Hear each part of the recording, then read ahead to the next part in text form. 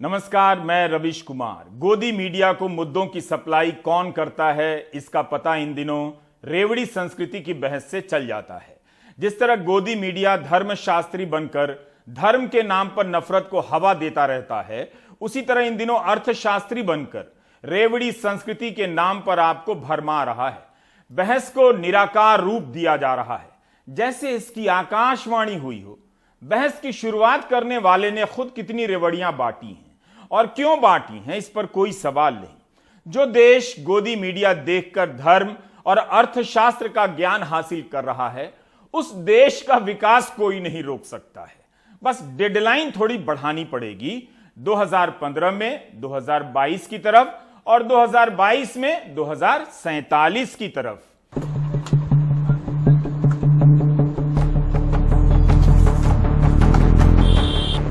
Screen पर इन तस्वीरों के आते ही कितनी चमक पैदा हो गई।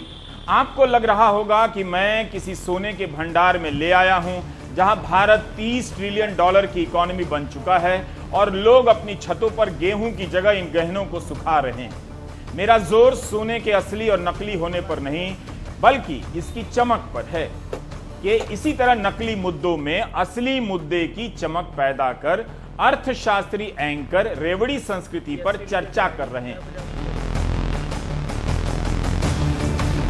हमारे सहयोगी प्रमोद श्रीवास्तव और अजय सिंह ने इन तस्वीरों के जरिए यह बताया कि इनकी कीमत बहुत ज्यादा नहीं है, मगर महंगाई यहां भी आ गई। इन गहनों का बाजार बताता है कि इस देश में कितनी गरीबी है, जहां 25,000 महीना कमाने वाला भी 10% सेठों की गिनती में आ जाता है, नकली गहना खरीदता है। आइए आज हम टारगेट का कैलेंडर बनाते हैं, ताकि आपको पता चल सके कि इस देश में टारगेट की रेवड़ी संस्कृति लॉन्च हो चुकी है। कई बार टारगेट ठोस पदार्थ के रूप में दिए जाते हैं, जैसे सबको घर मिलेगा, 100 स्मार्ट सिटी बनाए जाएंगे। कुछ टारगेट प्रण और प्रतिज्ञा के रूप में दिए जाते हैं, ये वायवीय होते हैं, जैसे विरासत पर गर्व करना, गुलामी के एहसास से मुक्ति पाना वगैरह वगैरह। हम एक चार्ट बनाकर बताना चाहते हैं कि इस समय देश में कितने प्रकार के टारगेट घोषित रूप से चल रहे हैं। हमें कभी नहीं भूलना चाहिए कि अगले 25 साल को अमृत काल घोषित किया जा चुका है। आप इस चार्ट में देखेंगे तो हमने चंद टारगेट का ही चयन किया है, वरना 100 साल का कैलेंडर ही बनाना पड़ जाता। इसमें केवल 2022, 2047, 2052 और 2100। 2022 में गंगा साफ होनी थी, सबको घर मिल जाना था। 2047 के लिए सरकार विजन दस्तावेज की तैयारी कर रही है। इस चार्ट में 2052 इसलिए है क्योंकि केंद्रीय मंत्री पीयूष गोयल का बयान है कि भारत अगले 30 वर्षों में $30 ट्रिलियन की अर्थव्यवस्था का आकार ले लेगा। 21वीं सदी इसलिए है कि 2016 में प्रधानमंत्री मोदी ने दीनदयाल उपाध्याय की जयंती के मौके पर 21वीं सदी के लिए 8 विजन की बात की थी, जो इकोनॉमिक टाइम्स में छपे हैं। 2019 में लोकसभा चुनावों के दौरान अचानक चर्चा पैदा कर दी गई इन अर्थशास्त्रियों के जरिए कि 2024-25 तक $5 ट्रिलियन की अर्थव्यवस्था हो जाएगी।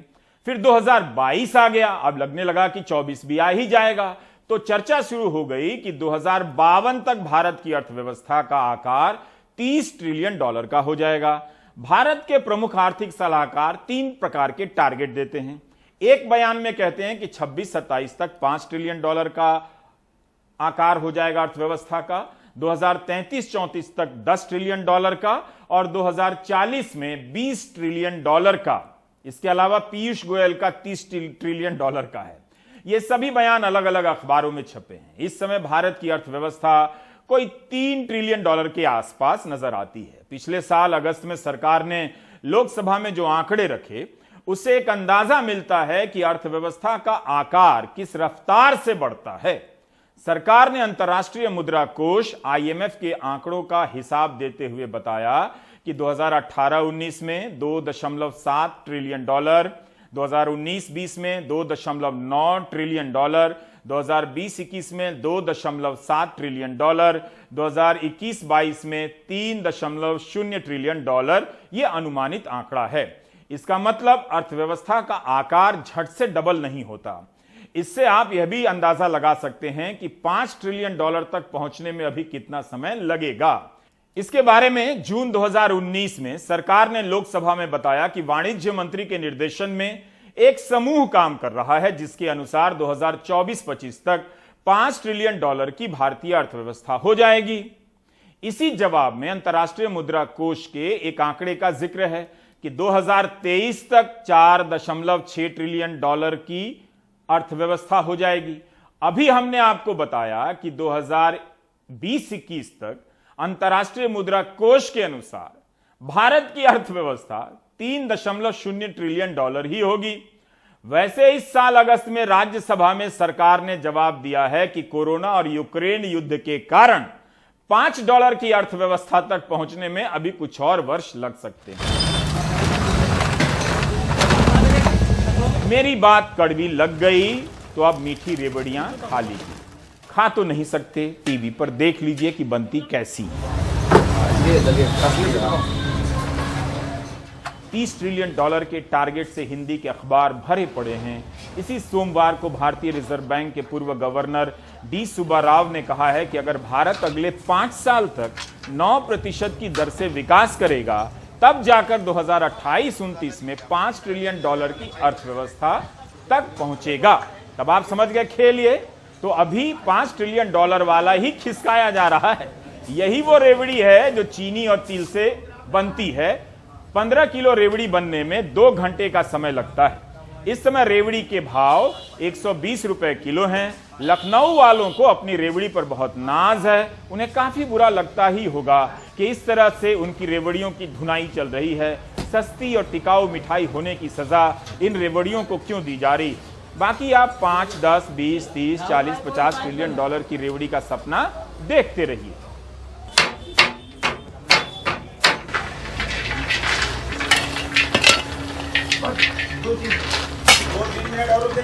रेवड़ी लाही प्रसाद सब सारे सस्ते से, इसमें 5% जीएसटी लग गया, जिससे 5% बढ़ गया दाम। अच्छा, तो पहले से अब में 5% दाम बढ़ चुका है। ओके। किस किस चीज में दाम बढ़ा है? दाम इसमें भी बढ़ा है, रेवड़ी में भी, लाई में भी, चूल्हे में भी। हमारी अर्थव्यवस्था का संकट ऊपर नहीं नीचे दिखाई देता है जब आपको 25,000 रुपया महीना कमाने वाला भी मुश्किल से नजर आता है। इसलिए रेवड़ी संस्कृति पर बहस फालतू है। इस बहस के जरिए विपक्ष को टारगेट किया जा रहा है और बहस कहीं से कहीं पहुंच रही है ताकि सरकार को बचाया जा सके। जिस साल नोटबंदी हुई थी उस साल इसी तरह अर्थशास्त्री एंकर मैदान में आ गए, जैसे इन दिनों रेवड़ी संस्कृति को लेकर ज्ञान बांट रहे हैं। याद करना जरूरी है कि कैसे नोटबंदी के बाद गोदी मीडिया अर्थशास्त्री हो गया। रेवड़ी संस्कृति की तरह काला धन दूर करने का मंत्र आपके कानों में आंखों के जरिए फूंकने लगा था। गोदी मीडिया के एक चैनल की हेडलाइन थी कि दीजिए 50 दिन और मिलेगा सपनों का भारत।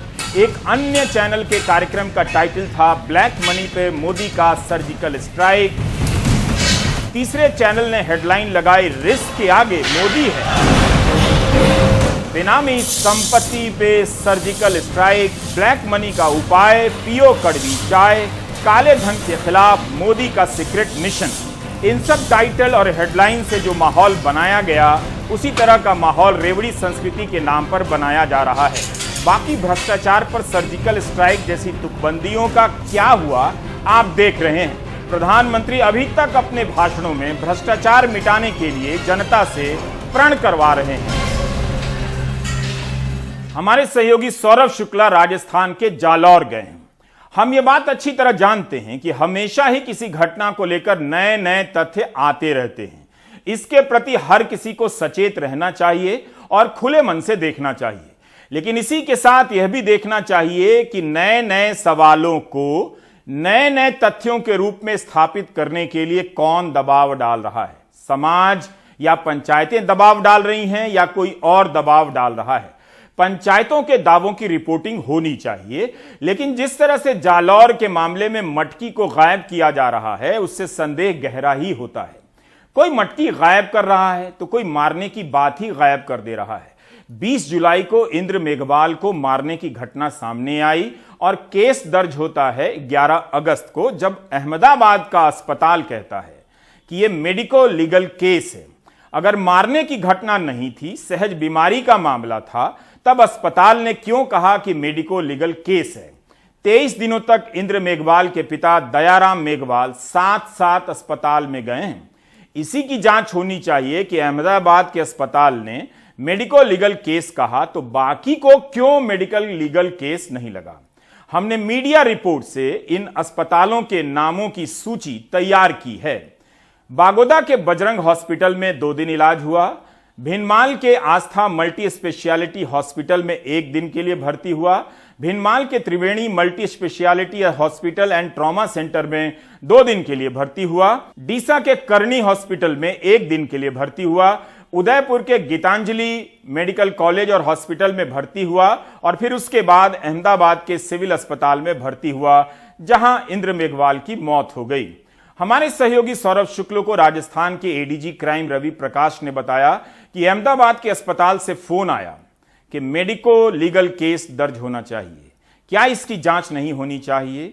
बाकी 6 अस्पतालों को ऐसा क्यों नहीं लगा? यह अस्पताल प्रेस को कुछ और बता रहे हैं और पुलिस को कुछ और। 17 अगस्त को प्रिंट की मोहना बासु ने अपनी रिपोर्ट में लिखा है कि अहमदाबाद सिविल अस्पताल के उच्च स्तरीय सूत्रों ने कहा कि जब बच्चे को सिविल अस्पताल लाया गया तब उसके शरीर पर चोट के निशान नहीं थे। अभी हमने बताया कि हमारे सहयोगी को राजस्थान के एडीजी क्राइम ने बताया कि अहमदाबाद के अस्पताल से फोन आया कि मेडिको लीगल केस है। इंडियन एक्सप्रेस में अहमदाबाद के सिविल अस्पताल के मेडिकल अफसर रजनीश पटेल का बयान छपा है नाम से कि 15 अगस्त को पोस्टमार्टम हुआ, विसरा जांच के लिए भेजा गया है, जांच रिपोर्ट आने के बाद ही मौत के कारणों का पता लगेगा।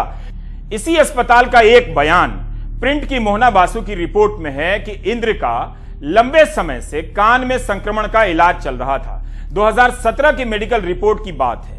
प्रिंट में अहमदाबाद के सिविल अस्पताल के एक उच्च स्तरीय सूत्र ने बताया है, बयान दिया है कि इंद्र को CSOM नाम की पुरानी बीमारी थी जिससे सुनने की क्षमता चली जा सकती है। सूत्र ने अपना नाम तो नहीं बताया है, लेकिन इस सूत्र ने यह भी तो नहीं कहा कि इस बीमारी के कारण कोई मर जाता है।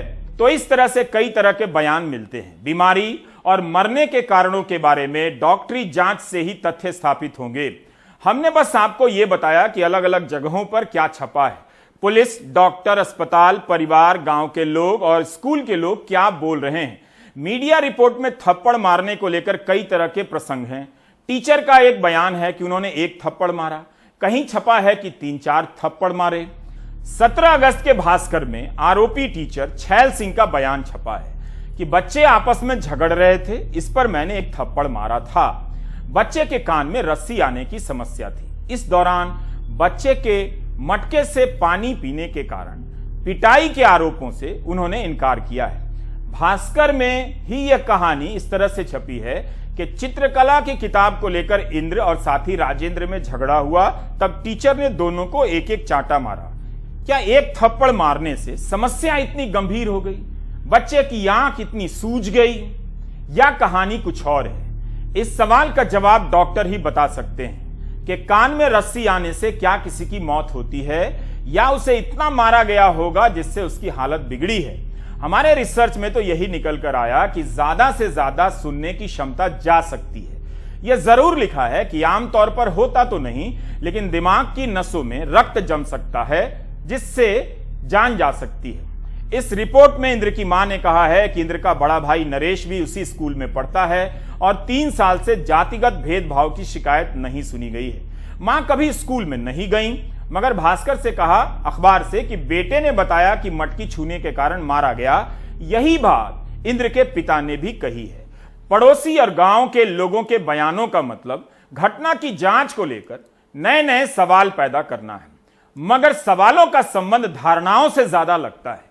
कई लोगों ने कहा कि स्कूल में जातिगत भेदभाव नहीं होता था और छैल सिंह भी ऐसा नहीं करते थे। भास्कर अखबार में जालौर से भाजपा विधायक जोगेश्वर गर्ग का बयान छपा है और यह बयान उन्होंने मीडिया में दिया है। इसमें वे कहते हैं कि सरस्वती विद्या मंदिर के एक पार्टनर राजपूत समाज से हैं और एक अनुसूचित जाति से। कई शिक्षक भी अनुसूचित जाति के हैं, एक शिक्षक अनुसूचित जनजाति के हैं।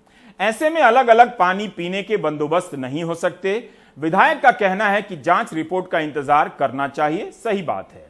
मीडिया में घटना के वक्त जालौर के एसपी हर्षवर्धन अग्रवाल का बयान छपा कि स्कूल में पानी की एक टंकी है, वहीं पर सारे लोग पानी पीते हैं। मटकी वाली बात की पुष्टि नहीं हुई है, यह पुलिस ने कहा था। 20 जुलाई को घटना हुई, 13 अगस्त को इंद्र मेघवाल की मौत हो जाती है।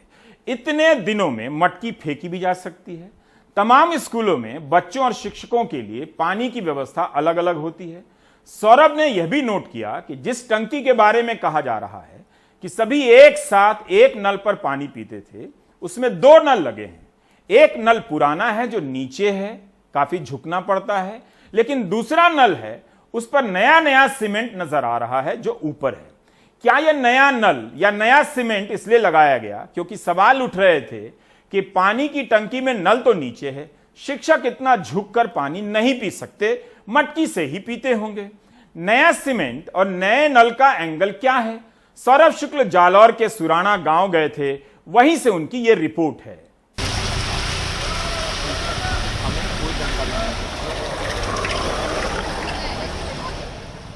राजस्थान के जोधपुर से लगभग 230 किलोमीटर दूर जालौर जिले का सुराना गांव।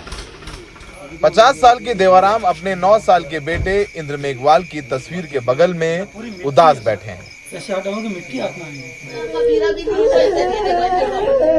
उनकी पत्नी का रो रो कर बुरा हाल है।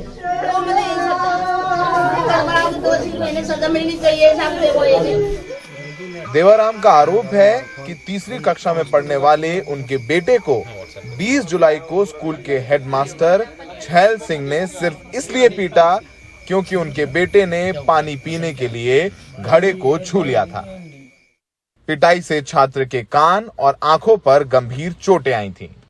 देवाराम 20 जुलाई से लेकर 13 अगस्त तक अपने बेटे को 5 शहरों के 7 अस्पताल ले गए, लेकिन बचा नहीं सके।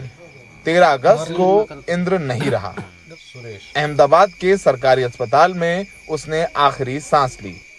जो मास्टर मटके में पानी पी दो, अच्छा, पानी पी दे बाद में मारपीट की। मटके से पानी पी रहा था तो शिक्षक ने पीटा। पीटे से नाड़ एक ब्लॉक होगी, नस कान की आँख की, कान की। ये जब भी हाथ पैर काम नहीं करते थे, हाथ पैर काम नहीं कर रहे थे, उसको हमारा हाथ, हाँ, हेमरेज बन गया, हेमरेज हो गया। पता कब चला कि आपके बच्चे को पीटा है? बच्चा आया होगा घर पे, बता। शाम को 4 बजे आया। शाम को पता चला मेरे कान दुखे, मास्टर मारा है। मैं सूरनाम गयो अस्पताल, बागुड़ा, भिनमाल, डिसा, मैसोना, उदयपुर, गीतांजलि, अहमदाबाद, शिवम में। तो मतलब आप कम से कम 10 अस्पताल गए, फिर एंड में अंत में आप गए अहमदाबाद। इस दड़ा में ये घूम रहा। हम परिवार के आरोपों की सच्चाई जानने गांव के प्राइवेट सरस्वती विद्या मंदिर स्कूल पहुंचे। स्कूल की इमारत जर्जर नजर आई। बच्चे जमीन पर बैठ के पढ़ाई कर रहे थे, न कुर्सी न चटाई। ये स्कूल 8वीं तक है। यहाँ 300 बच्चे पढ़ते हैं, जिसमें 64 बच्चे अनुसूचित जाति और जनजाति के हैं। यहाँ हमारी मुलाकात स्कूल के नए हेडमास्टर अशोक कुमार से हुई। अशोक कुमार ने बताया कि वो भी अनुसूचित जाति से हैं। स्कूल प्रशासन की माने तो स्कूल में ना कोई मटका है और ना ही छैल सिंह ने पानी पीने को लेकर इंद्र मेघवाल की पिटाई की थी। तो आप कह रहे हैं कि आपके यहाँ पर मटके से पानी नहीं पिया जाता है, टंकी से पानी पिया जाए। जो भी बालक वगैरह ना, उनके भी आप पूछ सकते हो कि सभी बच्चे कहाँ से पानी पीते हैं। अच्छा, हाँ, तो सब टंकी से पानी पीते हैं। सब टंकी से पानी तो पीते हैं। मटके वाली बात से आप इत्तेफाक नहीं रखते? नहीं रखते सर। हुआ क्या था? आपस में बता रहे हैं कि 2 छात्र लड़ रहे थे, मतलब मारपीट के मामले में वो सर को पता है क्या हुआ था, और 2 बच्चे भी बता रहे हैं, उनका भी जिक्र हुआ है कि भाई 2 बच्चे आपस में झगड़ रहे थे। यही बात सर है। और दोनों को मारा फिर? हाँ, दोनों को एक थप्पड़ मारी। एक थप्पड़ मारा। हाँ। तो अशोक जी ये बताइए, आप किस जाति से हैं? मैं जिनगर जाति से हूँ। अनुसूचित जाति से हैं आप। क्या यहाँ पर भेदभाव होता है? नहीं, कोई भेदभाव नहीं होता। इस भेदभाव बिल्कुल भी नहीं होता। सभी समान पूर्वक व्यवहार है। स्कूल की पानी की टंकी में 2 नल लगे हुए हैं। एक नल तो पुराना है, पर दूसरे नल पर लगा सीमेंट ताजा है। ऐसा लगता है कि 2-3 दिन पहले ही ये नल लगाया गया हो। हमने इंद्र के सहपाठी राजेश से बात की। राजेश के मुताबिक वो और इंद्र किताब को लेकर झगड़ रहे थे, इसलिए शिक्षक ने दोनों को ही एक थप्पड़ मारा था। क्या हुआ था उस दिन? उस दिन हम दोनों झगड़ रहे थे, शैल सिंह ने आके हम दोनों को एक एक थप्पड़ मारा था। हमने अपनी पड़ताल में पाया कि इंद्र 2008 से कान की बीमारी क्रोनिक स्प्यूरेटिव ओटाइटिस मीडिया से पीड़ित था। 2018 से इंद्र का इलाज गांव के सरकारी अस्पताल में चल रहा था। इसके चलते कान पर थोड़ी सी चोट भी जानलेवा साबित हो सकती थी। इंद्र के परिवार का कहना है कि शिक्षक बच्चों में झगड़े वाली बात गांव के राजपूतों के दबाव में बोल रहे हैं। वो कह रहे हैं कि दो लड़के आपस में लड़ाई कर रहे थे, इसलिए मास्टर ने दोनों लड़कों के मारा। और उस स्कूल में ये कह रहे हैं कि 4 अनुसूचित जाति के शिक्षक और पढ़ाते हैं और बहुत सारे बच्चे हैं अनुसूचित जाति के। वो ये कह रहे हैं कि हम लोग कभी भेदभाव नहीं करते हैं। वो लोग आरोप लगा रहे हैं कि आप लोग झूठ बोल रहे हैं। सर उनके ऊपर भी दबाव है प्रशासन का, गाँव वालों का। ठाकुर का दबाव, ठाकुर का दबाव है। राजस्थान पुलिस ने आरोपी शिक्षक छैल सिंह को हत्या और SC/ST एक्ट की धाराओं के अंतर गिरफ्तार करके जेल भेज दिया है। 11 अगस्त को अहमदाबाद में जब बच्चा भर्ती था तो वहाँ से डॉक्टर का फ़ोन आया कि ये मेडिको लीगल केस है। उसके बाद परिवार वालों को FIR दर्ज कराने के लिए यहाँ से पुलिस ने बात की। उन्होंने कहा अभी हम इलाज करा रहे हैं, और दुर्भाग्य से 13 तारीख को जब बच्चे की डेथ हुई है उसके बाद ये FIR दी गई है और 302 और धारा 3 SC/ST एक्ट में, JJ एक्ट में मुकदमा दर्ज किया गया है। और अभी जो आरोपी टीचर है छैल सिंह, उसको गिरफ्तार किया गया है। इस पूरे मामले में राजस्थान के मुख्यमंत्री अशोक गहलोत ने ट्वीट कर कहा है कि इस मामले में तुरंत गिरफ्तारी की गई। परिवार को SC/ST सहायता और कांग्रेस की तरफ से 20 लाख रुपए भी दिए गए हैं। एक बात तो तय है कि बच्चे की पिटाई की थी। शैल सिंह जो शिक्षक है उसको मारा गया था। अब इसके 2 पक्ष बताए जा रहे हैं। पहला पक्ष परिवार का है कि वो निचली जाति का था, मटके से पानी पी रहा था इसलिए उसको पीटा। दूसरा पक्ष कह रहे नहीं, 2 लड़के आपस में लड़ रहे थे, इसमें जातिगत कोई बात नहीं है। लेकिन अगर आप इस इलाके में घूमें तो जाति एक सच्चाई है। भले ही हमारे देश के राष्ट्रपति अनुसूचित जनजाति से हों, पिछले राष्ट्रपति अनुसूचित जाति से रहे हों, लेकिन जाति इस समाज का सत्य है और वो इस गांव का भी सत्य है, वो जालौर का भी सत्य है। और इस घटना में सच्चाई क्या है वो तो पुलिस की जांच में पता चलेगा। लेकिन फिलहाल पुलिस ने आरोपी को हत्या और SC/ST की धाराओं में गिरफ्तार किया है। सहयोगी अश्विनी मेहरा और गणपत के साथ जालौर से सौरभ शुक्ला, NDTV इंडिया। एक रिपोर्ट और मिली जो क्विंट नाम की वेबसाइट पर है। इसमें इंद्र के पिता और शिक्षक छैल सिंह की बातचीत की ऑडियो रिकॉर्डिंग है, जिसमें पिता पूछ रहे हैं कि ऐसे कैसे मार दिया बच्चे को, तो शिक्षक कहते हैं कि मस्ती की होगी तो मार दिया। फिर शिक्षक कहते हैं कि इलाज का खर्चा दे देंगे।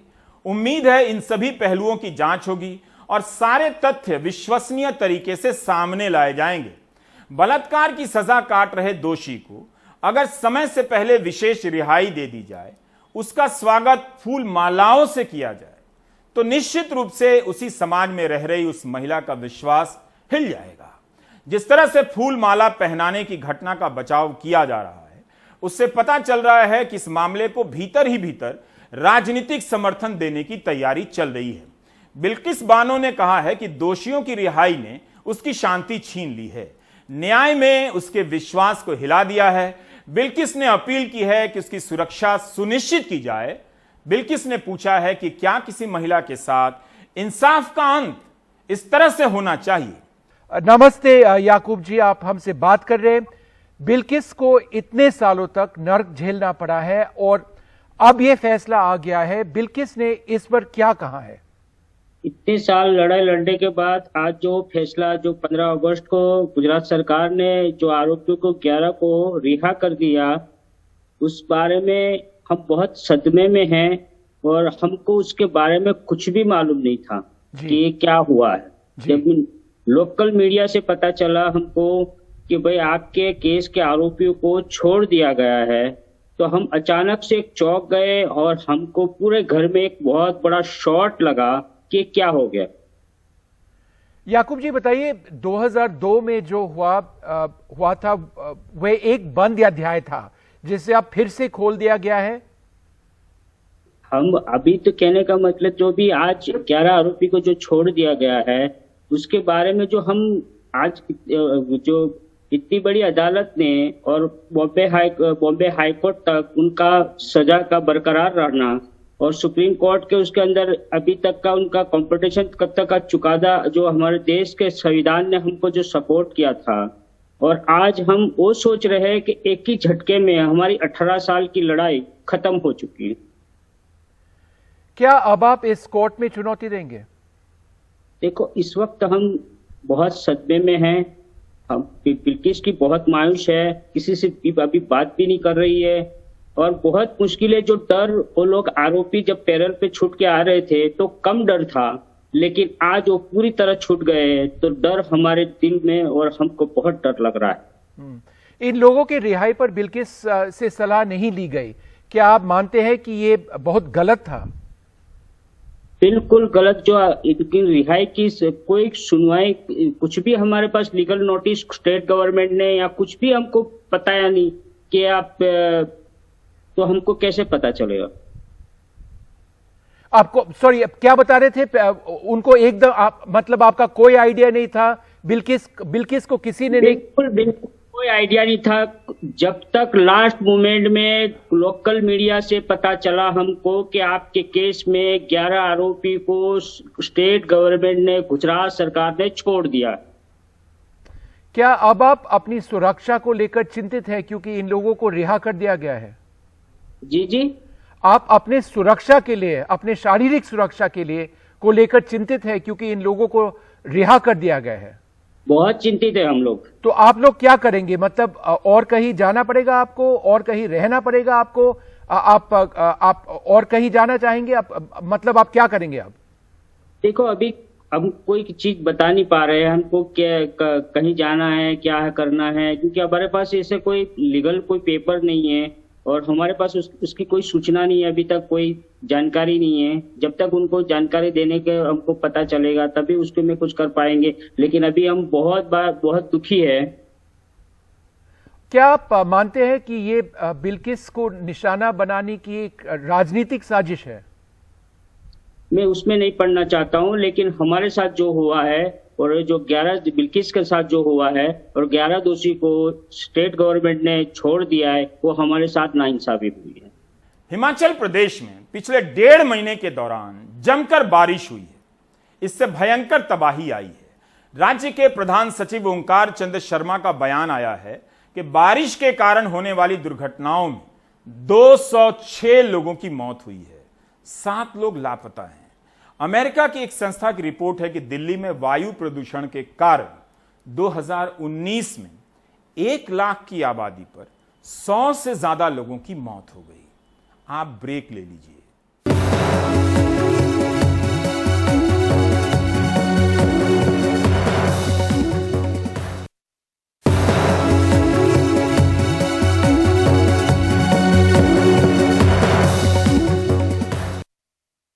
अनुराग द्वारी ने कुछ दिन पहले रिपोर्ट फाइल की कि मध्य प्रदेश के 5 लाख बच्चों को जो सरकारी स्कूलों में पढ़ते हैं साइकिलें नहीं दी जा रही हैं, जिस कारण स्कूल जाने में उन्हें दिक्कतें आ रही हैं। एक तरफ साइकिलें कबाड़ हो रही हैं, दूसरी तरफ दी भी नहीं जा रही हैं। अनुराग को लगा कि खबर चलते ही सरकार तुरंत कदम उठाएगी, मगर कई दिनों से वे इंतजार कर रहे हैं। इस बीच बीजेपी सांसद वरुण गांधी ने आगर मालवा के बच्चों को साइकिल उपहार में भेजी है।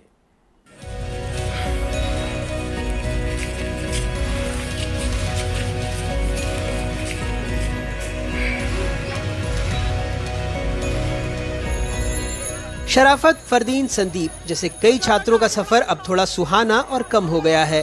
15-20 किलोमीटर पैदल नहीं, अब वो साइकिल से स्कूल आ सकते हैं।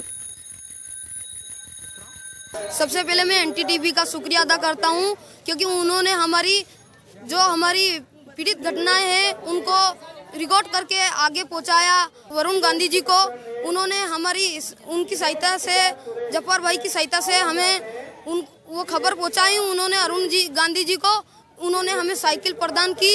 इसी साइकिल से हमें पैदल नहीं चलना पड़ेगा, हम साइकिल से जल्दी पहुंच जाएंगे और स्कूल में पहुंचेंगे और हमारा जो ख्वाब है पुलिस बनने का वो हम पुलिस बन के दिखाएंगे। हमारे जो बच्चे गांव से आते थे पैदल तो उन्हें बहुत कठिनाई होती थी, मतलब करीब 6 किलोमीटर आना जाना पैदल पड़ता था। और अभी जो साइकिल से आएंगे तो हमें इन बच्चों की सुविधा मिलेगी और टाइम से बस पकड़ के ये हमारे स्कूल प्राप्त कर लेंगे और टाइम से टाइम स्कूल आएंगे। एनडीटीवी पर खबर देखकर सांसद वरुण गांधी ने इन बच्चों के लिए साइकिल भिजवाई है।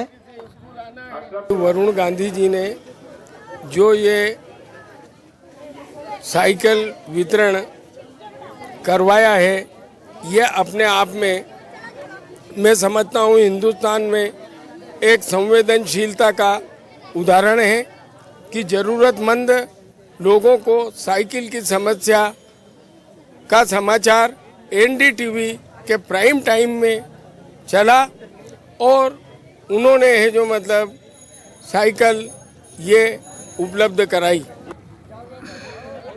वैसे 25 बच्चों को साइकिल भले ही मिल गई हो, मगर मध्य प्रदेश के हजारों बच्चों की उम्मीदें अभी भी पूरी नहीं हुई हैं। जिस सरकार से रफ्तार की उम्मीद थी उसने तो सफर शुरू भी नहीं किया, लेकिन कम से कम वरुण गांधी की पहल से 25 बच्चों की ही साइकिल में खुशियों का पहिया जरूर लग गया। आगर मालवा से अपने सहयोगी जफर मुल्तानी और भोपाल से कैमरा पर्सन रिजवान खान के साथ अनुराग द्वारी, एनडीटीवी इंडिया।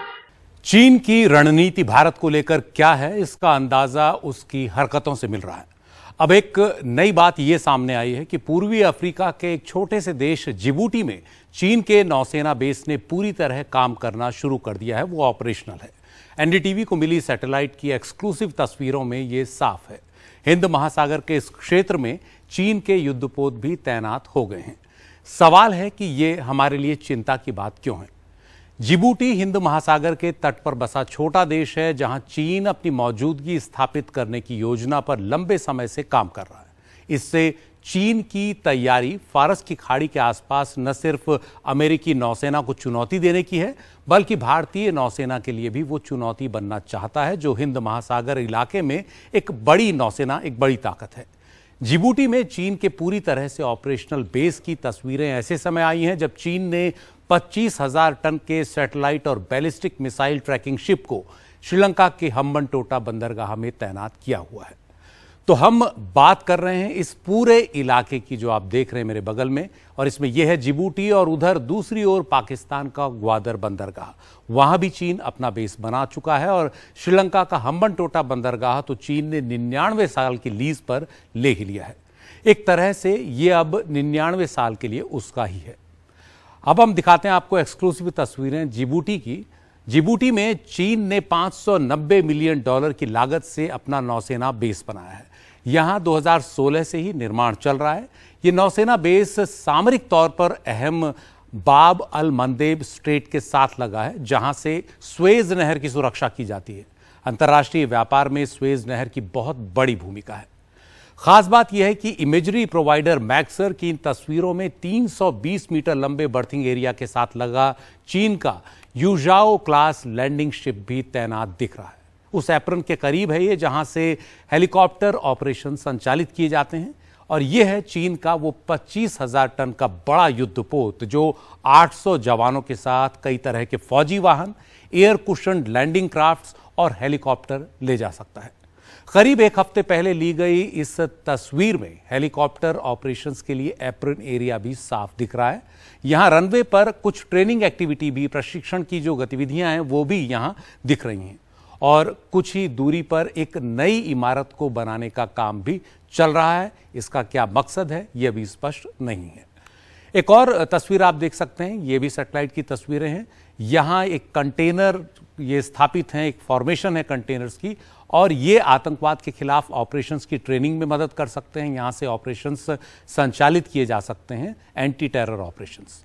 और अब इस बड़े वाइड शॉट में आप इन सभी चीजों को एक साथ देख सकते हैं। युद्धपोत जो चीन ने वहां तैनात किया है, ये पूरा बेस और प्रशिक्षण की सुविधाएं। तो ये एक नई चुनौती है हिंद महासागर क्षेत्र में भारत के लिए। और अंत में अब एक नजर डालते हैं चीन के सैटेलाइट और मिसाइल ऑब्जर्वेशन शिप युआन वांग 5 पर। यह युद्धपोत श्रीलंका के हम्बनटोटा बंदरगाह पर रुका हुआ है।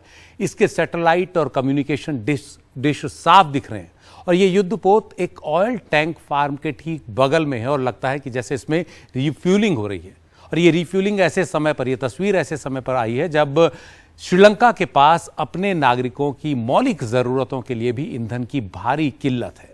तो ये तस्वीरें, सैटेलाइट से मिली हुई तस्वीरें, चीन की पूरी व्यूह रचना, उसका जो पूरा का पूरा विस्तार है हिंद महासागर इलाके में, ये भारत के लिए एक नई चुनौती की तरह खड़ा हुआ है। आप देख रहे थे प्राइम टाइम। नमस्कार।